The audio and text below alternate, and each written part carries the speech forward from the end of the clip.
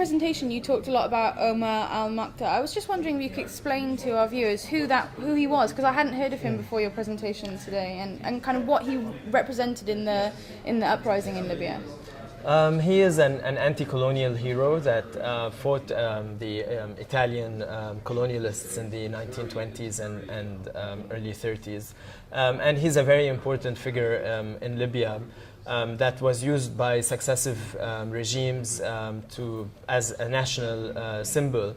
And most recently by protesters and rebel groups in the Libyan uprising of 2011.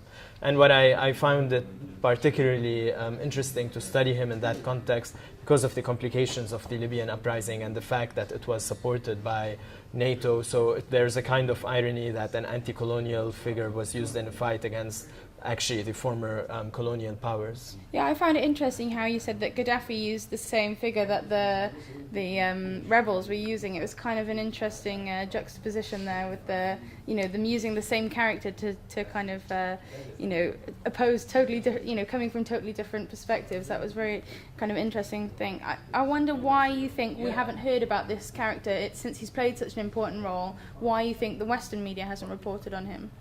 Well, I think, as a lot of people in this conference have been saying, media narratives usually try to simplify and give a simple narrative about what's happening that their audience would understand, and that is in line with sort of the political climate of the country reporting, doing the reporting, not the one actually being reported on. Yeah. So a lot of nuances, a lot of symbols, a lot of voices get missed in such simplified narratives. And the other thing I just wanted to ask you quickly was about the kind of present-day situation in Libya, because they've got this isolation law, and I just wondered where you think the whole thing was going. What you think we're gonna see in the next kind of few months in Libya. I think it's a very ongoing, difficult political process. Obviously, there's a lot of problems in building a new system of governance and what to do with the militias. So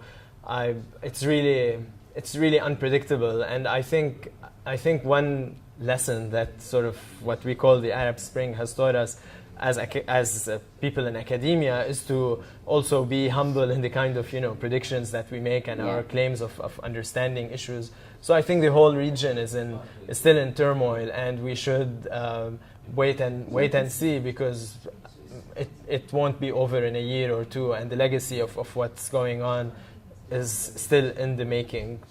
Okay, thank you very much. Sure. That was great. Thanks.